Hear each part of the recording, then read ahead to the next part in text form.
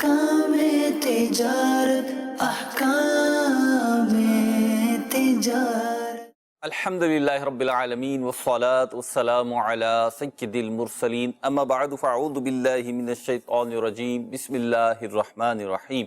الصلاة والسلام علیک یا رسول اللہ، الصلاة والسلام علیک یا حبیب اللہ، الصلاة والسلام علیک یا نبی اللہ وعلی آلک واصحابک یا نور اللہ۔ مدنی چینل کے ناظرین، پروگرام احکام تجارت کے ساتھ حاضر ہیں۔ حسب معمول ہمارے ساتھ موجود ہیں مفتی علی اصغر عطاری مدنی مدثر اللہ العالی۔ آپ کے سوالات ہوں گے اور مفتی صاحب کے جوابات ہوں گے۔ اس سلسلے میں ہم پرٹیکولرلی تجارت سے ریلیٹڈ، بزنس سے ریلیٹڈ اور خرید و فروخت کے حوالے سے، مالی معاملات کے حوالے سے جو ایک شرعی پوائنٹ آف ویو ہے وہ ڈیلیور کرنے کی مفتی صاحب کوشش کرتے ہیں۔ نبی پاک صاحب لولاک صلی اللہ تعالی علیہ وسلم کا فرمان ذی شان ہے، جو مجھ پر ایک مرتبہ درود پاک پڑھتا ہے اللہ تعالیٰ اس پر 10 رحمتیں نازل فرماتا ہے، اس کے 10 درجات بلند فرماتا ہے، اس کے نامہ اعمال سے 10 گناہ مٹا دیے جاتے ہیں اور 10 نیکیاں لکھ دی جاتی ہیں۔ درود پاک بڑی برکت والی نیکی ہے، دنیا اور آخرت میں اس کا اجر و ثواب و صلہ جو ہے وہ بہت زیادہ ہے۔ صلو علی الحبیب صلی اللہ تعالی علی محمد صلی اللہ علیہ وسلم۔ سوال یہ تھا مجھ سے کہ ہم مارکیٹس میں دیکھتے ہیں کاروباری طبقہ جو ہے وہ اس میں اپنے کاروبار میں برکت کے لیے مختلف اوراد و وظائف کو اختیار کرتا ہے، درود پاک کو اختیار کرتا ہے۔ جیسے کہ ہم نے مارکیٹس میں دیکھا ہے صبح آ کر جو ہے تلاوت کریں گے، یا کوئی آ کر تلاوت کرے گا، یا کچھ مخصوص قسم کے جو اوراد و وظائف ہیں اس کی تلاوت کریں گے۔ اچھا، صرف مارکیٹ میں ہی نہیں، گھر پہ آنے کے بعد بھی کچھ ایسے وظائف انہوں نے کسی نے بتائیں کہ اس سے کاروبار میں برکت ہوگی تو وہ اختیار کریں گے، تو ان کے بارے میں پچھلے دنوں ایک کتاب پڑھ رہا تھا، جی، دنیا عرب کے بہت بڑی ہستی ہیں شیخ محمد الہاشمی ٹھیک، دل سیمانی رحمۃ اللہ تعالیٰ علیہ، کوئی 100 سال کے قریب پہلے ان کا انتقال ہوا ہے۔ مطلب دنیا عرب انہیں اپنا امام سمجھتی ہے روحانیت میں۔ ٹھیک، تو تصوف پہ ان کی کتاب تھی، اصلاح پر بات ہو رہی تھی کہ اصلاح کیسے اپنائی جائے۔ جی، تو انہوں نے 5 یا 6 طریقے بیان فرمائے۔ اس پر میں نے ایک کلپ ریکارڈ کروایا تھا، لیکن بس وہ پتہ نہیں کلپ ہی غائب ہو گیا ہے۔ اس میں کئی طریقے تھے کہ بھئی کسی کو مقرر کر دے۔ ایک یہ تھا کہ لوگوں کی تنقید سے سیکھے، لوگوں کی تنقید سے کہ لوگ آپ کے متعلق کیا پرسپشن رکھتے ہیں، اس تنقید سے خود کو بہتر کرے۔ ٹھیک، یہ اصلاح کا ایک طریقہ لکھا ہوا تھا۔ مرشد، ضرورت مرشد، اس پر بات کی۔ پھر بیان کیا کہ کوئی طریقہ بھی نہیں پتہ، مطلب دستیاب نہیں ہے۔ یا ایک ہوتا ہے بندہ سیدھا سادہ، وہ بولتا ہے میرے اوپر کون تنقید کرے گا، ہے ہر ایک پہ تو تنقید بھی نہیں ہوتی۔ جی، یا وہ طریقہ نہ اسے مربی میسر ہے، نہ کتاب میسر ہے اسے، نہ اور طریقے میسر ہیں۔ تو لکھا ہوا تھا کہ یہ شخص اپنی اصلاح کے لیے پیارے آقا علیہ الصلوۃ والسلام پر کثرت سے درود پاک پڑھے۔ سبحان اللہ، تو درود پاک پڑھنے کی وجہ سے اس کا تزکیہ ہوگا، واہ، اس کا باطن صاف ہوگا، یہ نیکی کی طرف مائل ہوگا، پرہیزگاری کی رغبت اس کو ملے گی۔ تو درود پاک پڑھنے کی تو بے شمار فضائل ہیں۔ یعنی درود پاک پڑھنے کے عمل کو علماء نے ایک استاد کی جو تعلیمات ہیں اس کے بھی مترادف قرار دیا ہے، یا اس کے بھی قائم مقام قرار دیا ہے ٹھیک ہے، کہ درود پاک پڑھنا ایک ہر مرض کی چونکہ دوا ہے، ہر مرض سے شفا ملتی ہے، تو خیر و برکات کیوں نہیں ملے گی درود پاک پڑھنے؟ سبحان اللہ، درود پاک تو منبع الخیرات ہے۔ ٹھیک، چلیں کچھ اس پہ گفتگو ہوئی، ہم کال شامل کرتے ہیں۔ پہلی کال شامل ہے، سلسلہ کرتے ہیں۔ جی، ایک اسلامی بھائی ہے، میں اس کو کپڑا دلواتا ہوں تو 1 لاکھ روپے کا، تو وہ جو ہے نا لیتا ہے، وہ کہتا ہے کہ میں آپ کو 10% دوں گا، تو کیا یہ طریقہ ٹھیک ہے؟ یا اسے میں 1 لاکھ کا مال لے کے اسے بولی لگا کے اسے اگر یوں طے کروں، کیا یہ ٹھیک ہے؟ ذرا مہربانی کر کے یہ بتا جی۔ آپ خرید و فروخت کریں، آپ کپڑا خرید لیں مارکیٹ سے، قبضہ کریں اپنا، اور جو آپ مناسب سمجھتے ہیں نفع رکھنا، وہ نفع رکھ کے اس کو بیچ دیں۔ ادھار کی جو بھی مدت ہے اس مدت طے کر لیں۔ یہ بڑا سمپل سا طریقہ ہے۔ خرید و فروخت کریں، پیسے اس کو نہ دیں، مال خود خریدیں، یا جو وہ بتاتا ہے اس کے ساتھ چلے جائیں، خود خرید لیں، پھر اپنا قبضہ کریں، مطلب گاڑی میں لوڈ ہو گیا وہ بھی آپ کا ہی قبضہ ہے اگر کرایہ آپ دے رہے ہیں، تو اس کے بعد جو ہے وہ اس کو ادھار میں بیچ دیں. یہ بہتر طریقہ ہے انویسٹمنٹ کا. مطلب یہ خود بھی ادھار خرید سکتے ہیں، مطلب انہوں نے ادھار خریدا اور پھر بیچا. یہ بھی ممکن ہے. ٹھیک، اگلی کال دیجیے. ایک شخص نے جو ہے وہ فلٹر پلانٹ پانی کا لگایا ہوا ہے 7 لاکھ روپے کا تقریباً. وہ یہ کہہ رہا ہے کہ 2 لاکھ روپے دے دیں اور کام بھی آپ کریں، منافع 50-50 کریں گے. مفتی صاحب کی بارگاہ میں عرض ہے کہ ایسا کرنا جائز ہے؟ دیکھیں پہلی بات تو یہ کہ 2 لاکھ روپے سے کیا ہوگا، یعنی وہ کس چیز میں انویسٹ ہوگا. اس کا آسان طریقہ یہ ہے کہ اس پلانٹ میں آپ حصے دار بن جائیں. 7 لاکھ کا ہے تو 3.5 لاکھ سے حصے دار بن جائیں گے. 2 تو آپ دے رہے ہیں، 3.5 لاکھ ملا کے آپ حصے دار بن جائیں. اب یہ پلانٹ دونوں کا ہے، دونوں کا 50-50 ہو گیا. 50 ہو جائے گا. ایکسپنس جو ہے نا وہ دونوں کے اوپر آئیں گے، یعنی ایک کمپنی بنے گی نا، 2 افراد جب ملیں، کمپنی پر ایکسپنس آئے، جو بھی خرچہ ورچہ نکلے گا باقی بچے گا وہ آپ دونوں کا ہوگا. دونوں مل کے کام کریں. یہ ایک آسان طریقہ ہے. 2 لاکھ والی جو صورتحال ہے اس سے کام آگے چلے گا نہیں، اور فکری طور پر بھی پرابلمز ہوں گی. حل ہو جائے گا مسئلہ اگر آپ بیٹھیں گے ہمارے ساتھ آ کے کہیں بھی دارالفت علیہ کی کسی بھی شاخ میں چلے جائیں، آپ کو پھر بھی راستہ نکال کے دیں گے 2 لاکھ کی صورت میں بھی. لیکن وہ راستہ کچھ مشکل ہوگا. جو میں نے بات عرض کی ہے، اگر 1.5 لاکھ کا اور انتظام کر لیتے ہیں آپ تو مسئلہ آسان ہو جائے گا. مفتی یہاں پہ آپ نے اس کی تصحیح تو فرما. اور ایک بات واضح رہنی چاہیے کہ آپ جس پلانٹ میں پیسہ ملا رہے ہیں نا، یہ سوچ کے ملائیے گا کہ یہ کل اسکریپ ہوگا. مطلب کام چلتا ہے تو کام چلتا رہے گا، پیسے بنتے رہیں گے. کام اگر بند ہوتا ہے تو پھر یہ پلانٹ 7 کا نہیں بکے گا، پھر یہ کوڑیوں کے بھاؤ بکے گا. تو مشینری کے اندر یہ معمول ہوتا ہے. ٹھیک.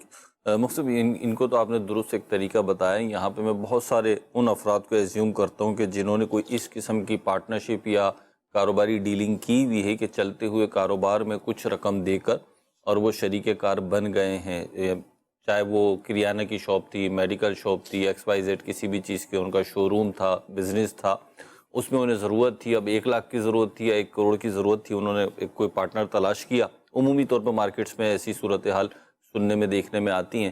تو اس سے جناب وہ رقم لے لی اور اسے پارٹنر بنا لیا ہے. تو جن لوگوں نے ایسا کر لیا ہے، ایک تو ان کا ایسا کرنا کیسا، دوسرا یہ کہ وہ اب کیا کریں. دیکھیں چلتے کاروبار والی تو صورتحال یہاں نہیں ہے. نہیں ان کی نہیں، میں ایک جنرل میں فرق بیان کر دوں تھوڑا سا. جی کیونکہ یہاں جو چیز یہ بیچ رہے ہیں جی وہ خرید نہیں رہے. ٹھیک ہے، وہ تو جنریٹ کر رہے ہیں زمین سے. صحیح ہے. زمین سے بورنگ کی کروائی ہوگی. جی جی کہیں کہیں ایسا بھی ہوتا ہے کہ وہ لوگ جو ہیں وہ ٹینکر ڈلواتے ہیں، ٹینکر ڈلوا کے پھر اس کو فلٹر کرتے ہیں. کہیں کہیں ایسا بھی ہوتا ہے. چلتے کام والی صورتیں تو دیکھیں پوری دنیا، پورا پروگرام اس پہ ختم ہو جائے ٹھیک. کہ چلتا جو کام ہے کس طریقے سے اس کو کرنا چاہیے، پارٹنرشپ کس طریقے سے ہونی چاہیے، ایگریمنٹ بنوایا جائے علماء سے. یہ اس کا حل ہے. ٹھیک، اگلی کال دیجیے. مدنی چینل کا بہت پیارا سلسلہ احکام تجارت بہت زبردست اور علمی سلسلہ ہے. آج میں مفتی صاحب کی خدمت میں یہ سوال پیش کرنا چاہتا ہوں کہ حضور، کچھ بروکر اور ڈیلر حضرات جب گاہک میں آپس میں ڈیل کرواتے ہیں اور سودا کرواتے ہیں تو پہلے سے ریٹ طے کر لیتے ہیں، دونوں پارٹیوں سے کمیشن بھی حاصل کر لیتے ہیں اور بیچنے والی پارٹی سے منافع بھی لے لیتے ہیں. کیا اس طرح منافع اور کمیشن لینا ڈیلر کے لیے جائز ہوگا یا ناجائز ہوگا؟ اس کی شرعی رہنمائی فرما دیجیے. منافع کیسے لیتے ہیں؟ کمیشن تو سمجھ میں آ رہی ہے کہ بھئی جتنے کی ڈیل ہوئی ہے اس کے 2% یا 1% جو ہے نا یہ کمیشن لے لیں گے. لیکن منافع کی صورت کیا ہے ان کے ذہن میں، یا کس طرح مارکیٹ میں ہوتا ہے، وہ صورت بیان کر دیں. کیونکہ جو لوگ منافع لیتے ہیں وہ بتاتے نہیں ہیں. ٹھیک. بتا دیتے ہیں، جو لیتے ہیں وہ بتاتے نہیں ہیں. وہ کیا کرتے ہیں کہ جی فلیٹ پارٹی کو بتایا کہ 50 لاکھ کا مل رہا ہے اور وہ مل رہا تھا 45 لاکھ کا. صحیح. اس کو 45 ہی دیے. ٹھیک ہے. کمیشن بھی لیا، اس سے بھی کمیشن لیا. اس کو یہ نہیں بتایا کہ 45 کا ملا ہے، 5 جیب میں رکھ لیے. وہ تو یہ تو مال حرام ہے، ٹاپ مارنا اسے کہتے ہیں، جی ٹھیک ہے، یہ تو جائز نہیں ہے، صحیح، تو بتانا ہوگا. بتانا ہوگا. اب جس کو یہ کہہ رہے ہیں کہ پارٹیوں کو بتاتے بھی ہیں، نفع بھی رکھتے ہیں، وہ کس طرح کرتے ہیں؟ صورت تو بیان کریں کوئی. ٹھیک ہے. بظاہر جائز جواز کا پہلے تو نہیں نکل رہا، لیکن صورت سامنے آئے گی تو ہو سکتا ہے ٹھیک ہے، مزید واضح جواب جبھی دیا جائے گا. ٹھیک.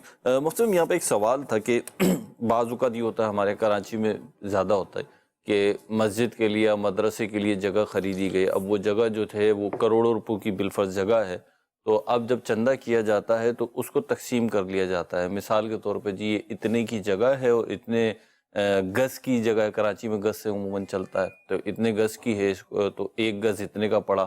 اور اس کو بعض اوقات مہنگی ہوتی ہے تو فٹس میں بھی تقسیم کر دیتے ہیں کہ ایک اسکوائر فٹ اتنے کا پڑا، اور اسی طریقے سے پھر جو ہے نا اس کا یونٹ بھی بنا دیا جاتا ہے. تو چندہ جمع کرتے ہوئے جو ہم کہہ رہے ہوتے ہیں، ہم کہہ رہے ہیں یا کوئی اور کہہ رہا ہے کہ جناب آپ یہ جگہ خریدی گئی، یہ اتنے کی پڑی ہے اور اس کا ایک گز اتنے کا ہے، تو آپ اس میں ہمارے ساتھ تعاون کریں، اور وہ بعض اوقات وہ پیمنٹ بھی کر دیتا ہے ایک گز کی یا ایک فٹ کی. تو اس کا حکم مسجد کی بات کر رہے ہیں. جی مسجد کی بات کرو. دیکھیے مسجد والے عام طور پر یونٹس بناتے ہیں، تو وہ یونٹس ہوتے ہیں اس کے لیے ایک آسانی کے لیے. تو بعض اوقات تو جو ہے وہ ہو سکتا ہے بروکری دے دیں اس سے، ٹھیک ہے. پلاٹ خریدا ہے اگر تو بروکری دے دیں اس سے. بعض اوقات یہ ہوتا ہے کہ بھئی ایک ہے نا بھئی مسلح بنا دیے اس میں حصہ شامل کریں، تو متعین اگر کوئی چیز کی ہے اس کے لیے چندہ لیا ہے تو وہیں خرچ کرنا ضروری ہوتا ہے. لیکن بعض صورتوں کے اندر ایسا ہوتا نہیں ہے. یونٹس بنائے جاتے ہیں مسجد کے، مسجد تعمیر کرنی ہے، اس سے بجری بھی آ رہی ہے، سیمنٹ بھی آ رہی ہے، سب چیزیں آ رہی ہیں، اور وہ کسی ایک متعین حصے میں نہیں لگ رہی ہوتی. تو آسانی اسی میں ہے کہ جیسی صورتحال ہے وہ واضح کر دی جائے چندہ دینے والوں پر.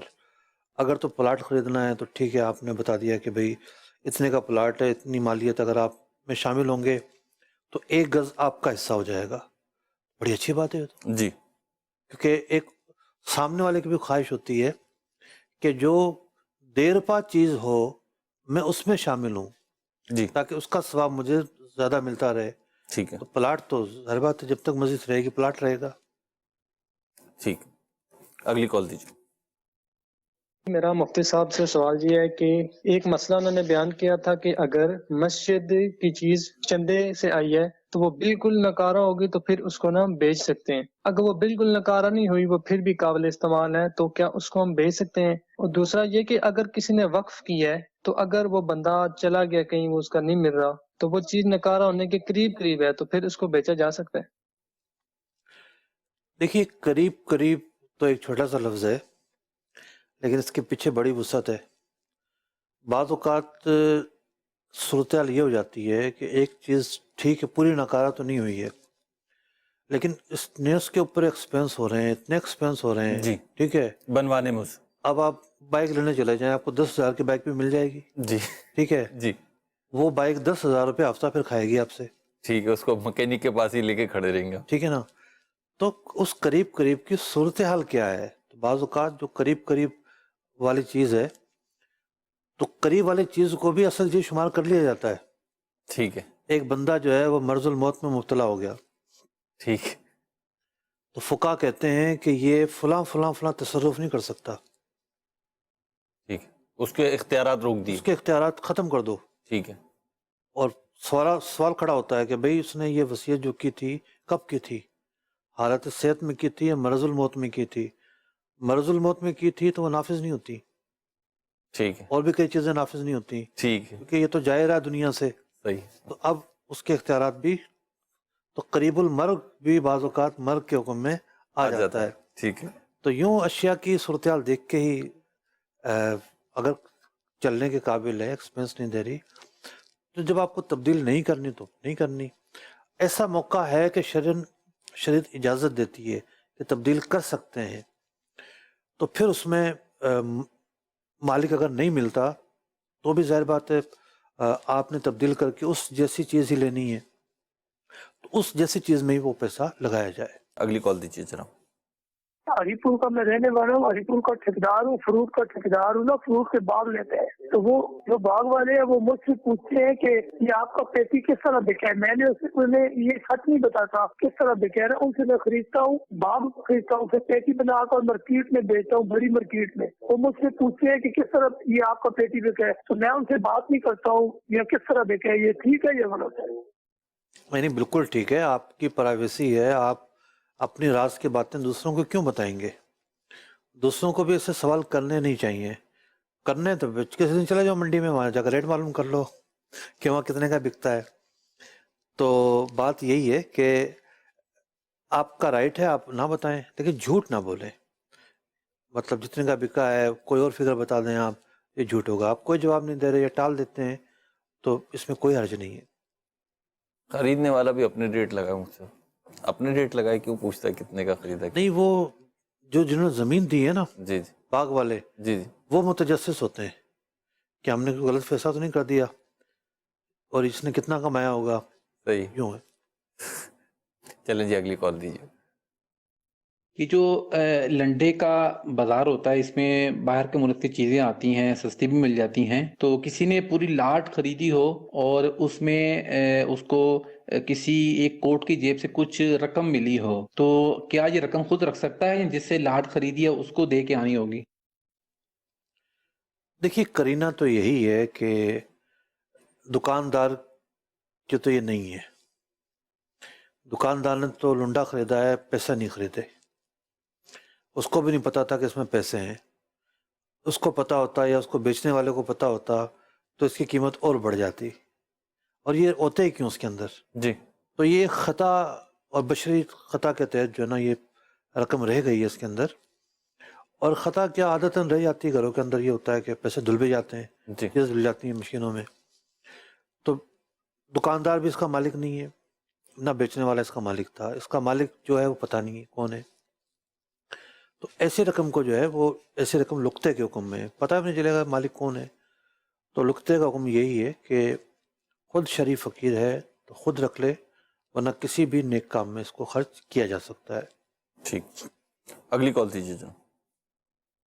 मुझे ये प्लीज़ बताइए, मैं कि ऐसे अदारे में नौकरी करता हूँ जो अपने जितने भी काम होते हैं ज़रूरत के वो बाहर से करवाता है और उसकी बाहर पेमेंट देता है। तो अगर मैं वही काम मैं करके क्या उस अदारे से पेमेंट ले सकता हूँ? क्या ये अखलाक़न मेरे लिए जायज़ है या नहीं जायज़ है?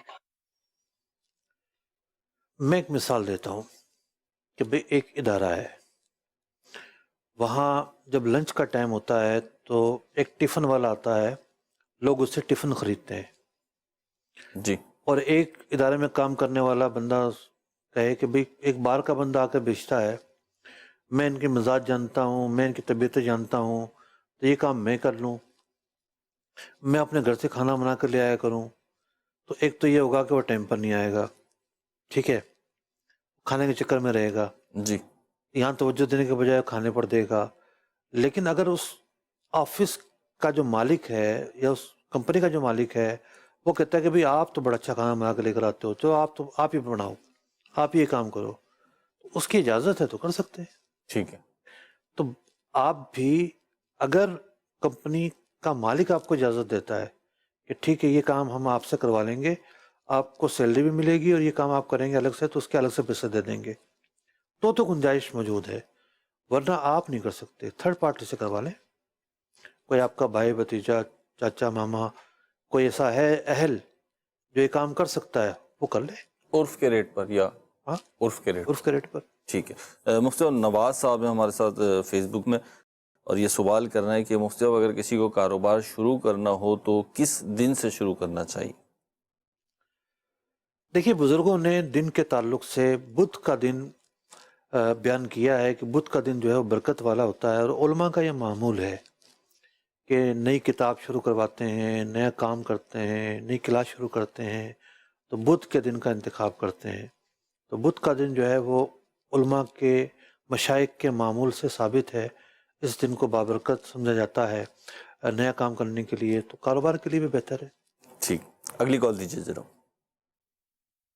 हमने एक नया बिजनेस शुरू किया है चक्की का, पिसाई का, उसमें हमको थोड़ी हेल्प चाहिए कि उसके बारे में थोड़ी सी आप डिटेल बता दें कि हमको किस तरह काम करना चाहिए, किस तरह नहीं, किस तरह उसमें बरकत आएंगी, बरकत पड़ेगी उसमें। मेहरबानी आप उसके बारे में थोड़ा सा बता दें।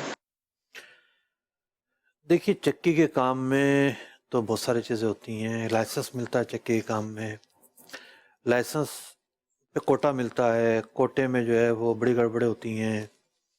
होता ये है कि कोटे का जो गंदम है वो सस्ती बेचनी होती है क्योंकि वो सस्ती मिलती है। तो वो जो सस्ती गंदम मिली है आपको, वो आप सस्ती ही बेचें। ये ना हो कि वो आप दुकानों मतलब वो कहीं और बेच दें महंगी। कोटे का मकसद ये होता है कि इतनी आपको इस रेट पे आपको बेचनी है। कुछ गंदम होती है जो आप आज़ादाना ख़रीदते हैं, वो मार्केट रेट पे बेचते हैं। जो आप ख़रीद रहे हैं, ख़रीदारी के जो तकाज़े हैं वो सामने रख कर सौदे करें। आपका कोई सौदा ख़राब नहीं होना चाहिए, क्योंकि मिल वाले दो तरह के होते हैं।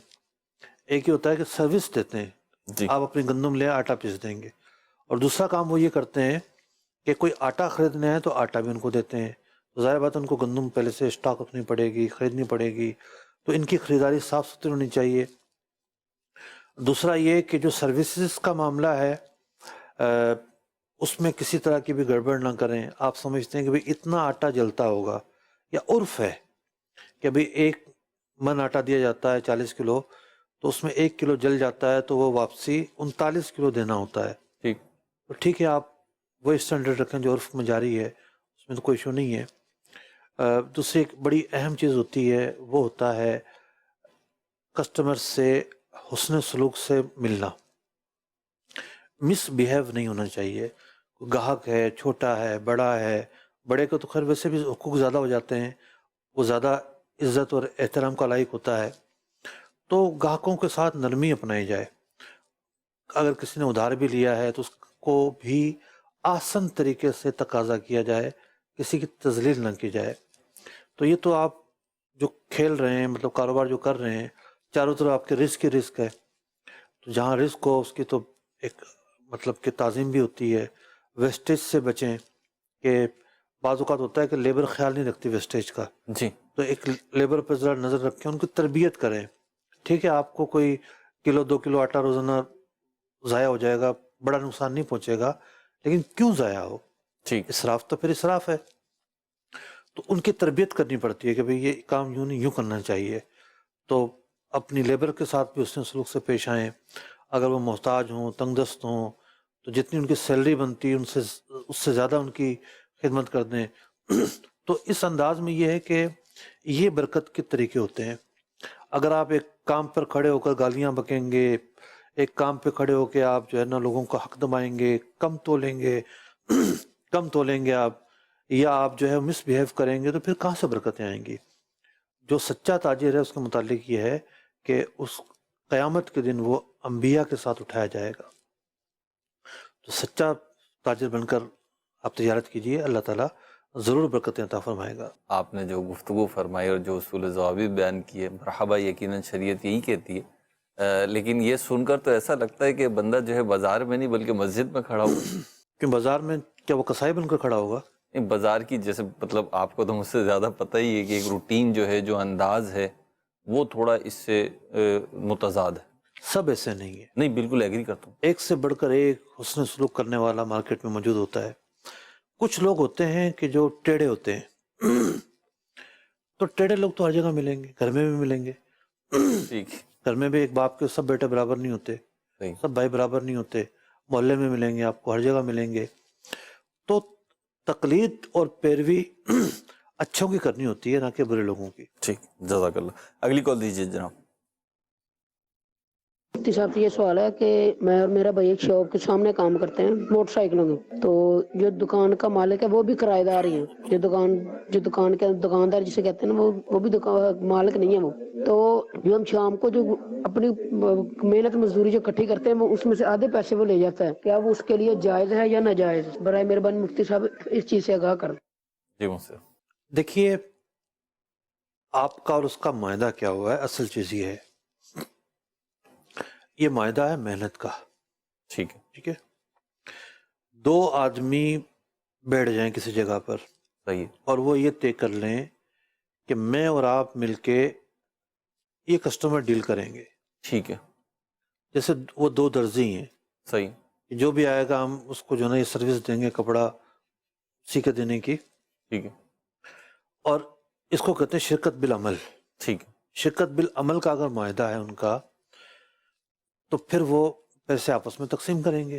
صحیح اب یہ ضروری نہیں کہ وہ دونوں کام کریں، ہو سکتا ہے وہ آگے کسی اور سے کام کروا کے دے دیں. ٹھیک درزی بھی تو کسی اور سے کام کرواتے ہیں نا بعضوں کا. جی جی اسی طریقے سے یہ بھی ممکن ہے کہ ایک کام نہ کرے. صحیح تو یہ جو موٹر سائیکل والے بیٹھے ہوتے ہیں نا، اس میں سب سے اہم چیز ہوتی ہے جگہ، کہ گاہک جو ہے وہ لوکیشن وائز آتا ہے. صحیح تو اس دکاندار کا اور اس میکینک کا معاہدہ کیا ہوا ہے یہ بیس کرتا ہے. ٹھیک ہے میں نے ایک توجہ بیان کی ہے، صحیح ہو سکتا ہے انہوں نے یہ معاہدہ کیا ہی نہ ہو، کچھ چھوڑ کر رکھا ہو، صحیح تو آپ کو یہ تو برا لگتا ہے کہ بھئی وہ آدھے پیسے لے لیتا ہے. لیکن اگر آپ اس کی جگہ پہ نہیں بیٹھیں گے تو کہاں بیٹھیں گے آپ؟ کیا آپ اتنا کرایہ افورڈ کر سکتے ہیں جتنا وہ کرایہ دیتا ہے؟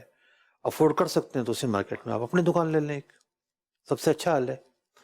اگر آپ نہیں افورڈ کر سکتے تو پھر جو طریقہ میں نے عرض کیا ہے اس کے مطابق آپ ایک جائز ایگریمنٹ کر سکتے ہیں، اور اس میں یہ ہے کہ وہ کچھ نہ کچھ تو کام بہرحال وہ کرے، یہ زیادہ بہتر ہے. سر آپ نے جو جواب ارشاد فرمایا، یہ سوال تھا، اس میں انہوں نے بڑا اس پہ زور دیا کہ جی دکان ان کی اپنی نہیں ہے، تو دکان اپنی ہونے یا کرائے کی ہونے سے تو کوئی فرق نہیں پڑتا. یعنی ان کا یہ ہے کہ بھئی یہ بھی تو کرائے پہ بیٹھے ہوئے ہیں اور ہم جی سے پیسے لے رہے ہیں، جی تو آپ اگر یہاں سے ہٹ جاتے ہیں تو کہاں جائیں گے؟ ٹھیک بعض اوقات زیادتی بھی بہت ہوتی ہے. یعنی ایک شخص ہے، اس کے دکان کے باہر جو ہے نا وہ ٹھیلے والا کھڑا ہو گیا آگے. بھئی آپ کی زمین نہیں ہے، آپ کی جگہ نہیں ہے، وہ سرکاری جگہ پہ کھڑا ہے، اس سے بھی پیسے لیں گے. ٹھیک ٹھیک ہے نا؟ حالانکہ اس سے پیسے کس مد میں لے رہے ہیں؟ وہ کوئی پھٹا اس نے دیا ہو تو ٹھیک ہے، پھٹے کے پیسے لے رہے ہیں، یہ ٹھیلا اس کا ٹھیلے کا کرایہ لے رہے ہیں. ایسا بھی نہیں ہوتا. تو بعض اوقات زیادتی بھی ہوتی ہے. صحیح. ہمارے پروگرام کا وقت بھی اختتام کو پہنچا. اللہ نے چاہا تو مدنی چینل کی نشریات جاری ہے، ایک کے بعد دوسرا سلسلہ ہے. اللہ تعالی ہمیں علم سیکھنے اور اس پہ عمل کرنے کی توفیق عطا فرمائے. مدنی چینل دیکھتے رہیے. صلو علی الحبیب صلی اللہ تعالی علی محمد صلی اللہ تعالی علیہ وسلم. احکام تجارت، احکام تجارت.